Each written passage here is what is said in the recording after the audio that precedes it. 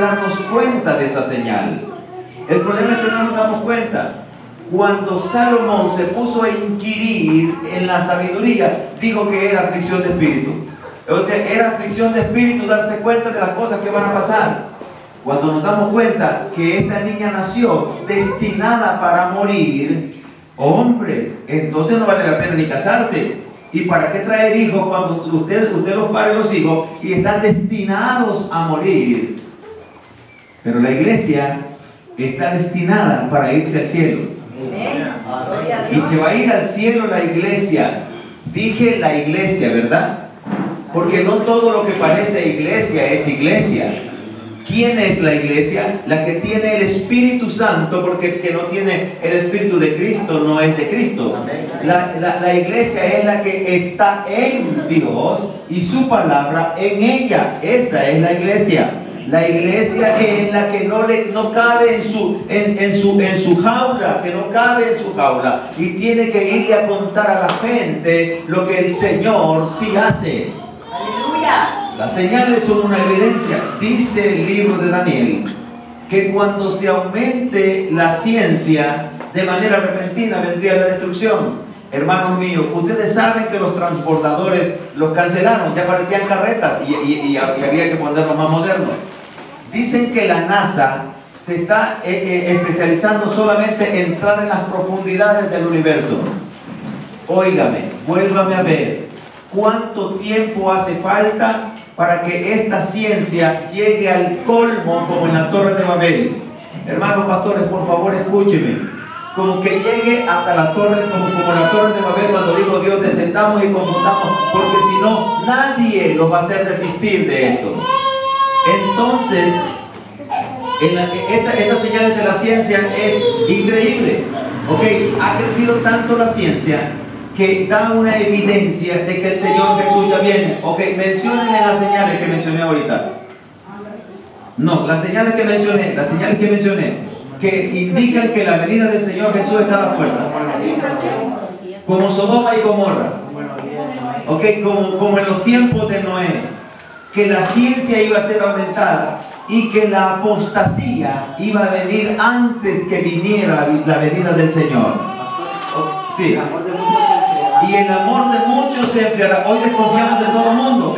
Es increíble porque de repente alguien puede ser honrado, pero como nos han robado tanto, creemos que puede ser ladrón. Entonces, no, hay un problema de eso.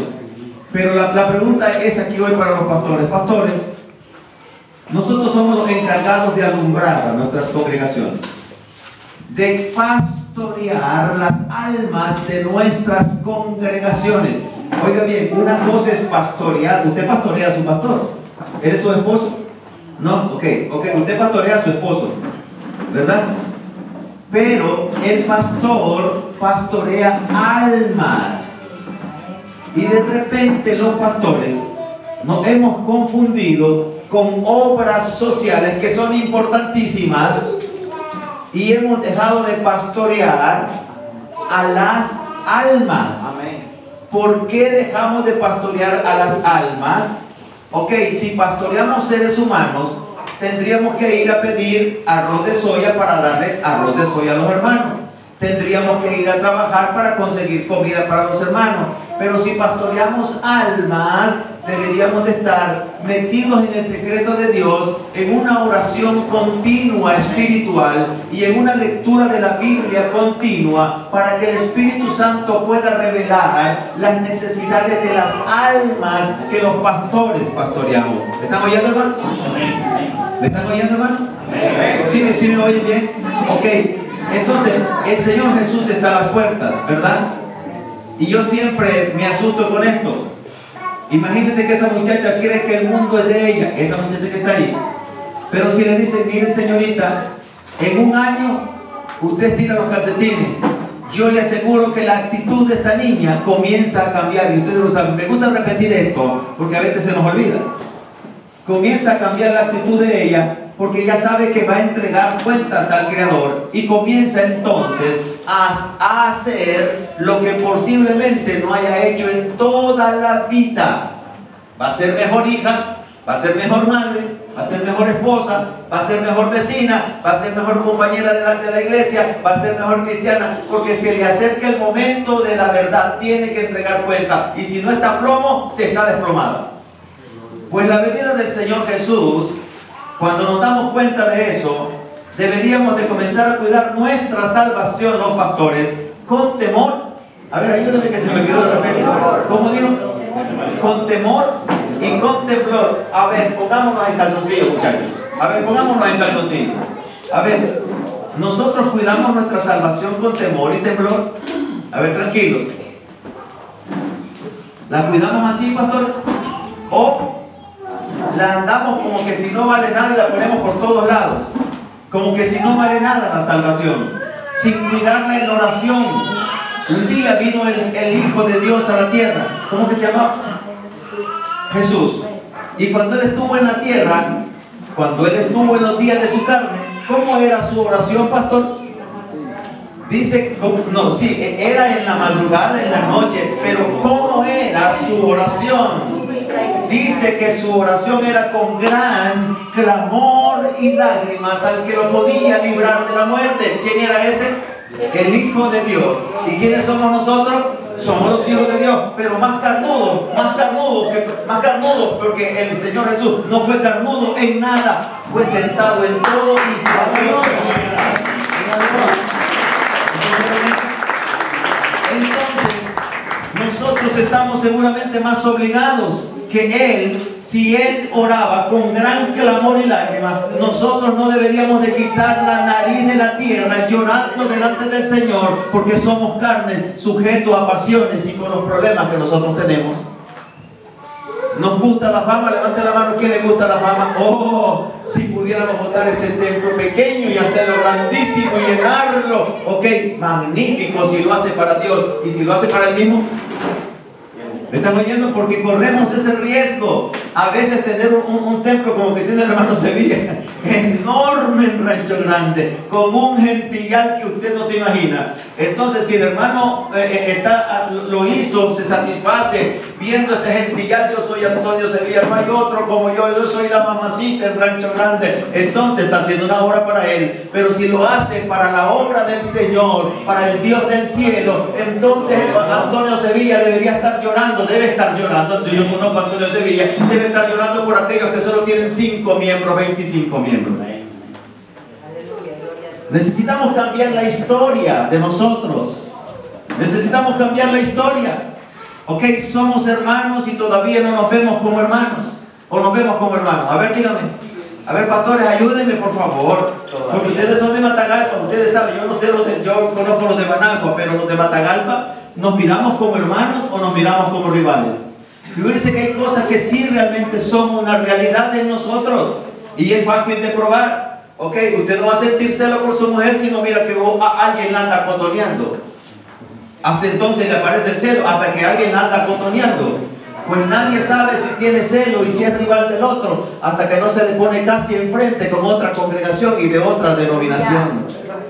Y si es de la misma denominación, se va a quejar donde el señor de arriba y le dice, el señor de la denominación de arriba le dice, mire, me fueron a poner una enfrente. ¿Cómo es posible? Si yo tengo aquí lo mío y me pone otra, si es de la misma denominación. Y si no es de la misma denominación, ¿qué hacemos?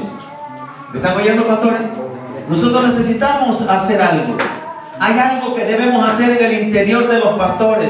Y hay una lucha horrible entre pastores. Es decir, hay una lucha horrible. ¿Por qué hay tantas denominaciones? ¿No se ha preguntado? ¿No se ha preguntado, pastor, por qué hay tantas denominaciones? Ayúdeme, pastor, ¿nunca se preguntó por qué hay tantas denominaciones? Tanta debilidad espiritual. Ajá. ¿Por qué hay tantos ministerios? El ministerio tal, el consejo de pastores tal. Hay más consejos de pastores, hay más ministerios y más denominaciones que gente. Es demasiado. Y la pregunta es, ¿por qué sucedió eso? ¿Sucedió por buenos y santos o sucedió porque somos incómodos el uno con el otro? ¿Por qué sucedió? ¿Por qué suceden los divorcios? A ver, levante la mano un divorciado, por favor. No me digan que nadie se divorcia aquí. ¡Qué bueno!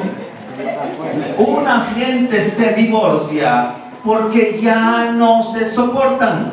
pero unos 4 años atrás, 5, 7, 10 o 20 años, le dijo hasta que la muerte nos separe. Si nos pudiéramos imaginar el momento de descubrir a esa mujer o a ese hombre, en esos momentos donde dijimos hasta que la muerte nos separe, y después de un tiempo, por las dificultades naturales entre los hombres y mujeres, se divorciaron. Los divorcios de las denominaciones son divorcio entre los hijos de Dios. No son divorcio entre los hijos del diablo. Divorcio entre los hijos de Dios. ¿Cierto o no es cierto? ¿Verdad que sí? Y eso se llama división. Y donde está la división no está Dios, seguramente está el diablo. Pero esto ha sido una realidad que nos ha agobiado a todos nosotros, ¿verdad? Entonces, y nosotros de repente no pensamos. Yo acepté los mormones y digo que los mormones son la mamacita de la verdad. Porque no piensa que a lo mejor los mormones están equivocados. Pero si yo acepté las profecías, yo digo que las profecías son mejor que la MI. Pero la MI dice que no, que somos mejores que las profecías.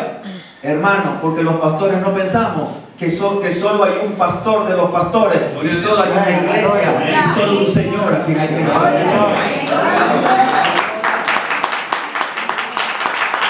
Esas son las cosas que tienen que cambiar en el mundo, hermano. La iglesia que se va es la iglesia perfecta. Ayúdeme, porque puede ser que yo me equivoque. ¿Cuál es la iglesia que se va? La iglesia perfecta. Pero de repente nos miramos nosotros y decimos: Jesucristo, ¿a dónde están los perfectos? ¿Cuál es la iglesia que se va? La iglesia santa.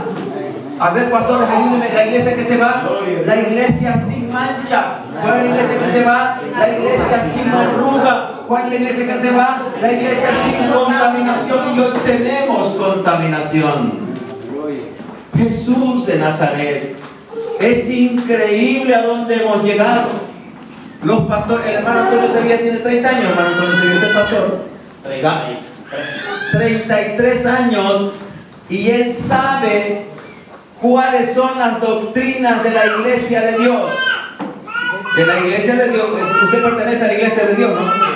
Sí, pero pertenece a la denominación Asamblea de Dios. Es que todos nosotros pertenecemos a la iglesia de Dios, a la iglesia de Cristo.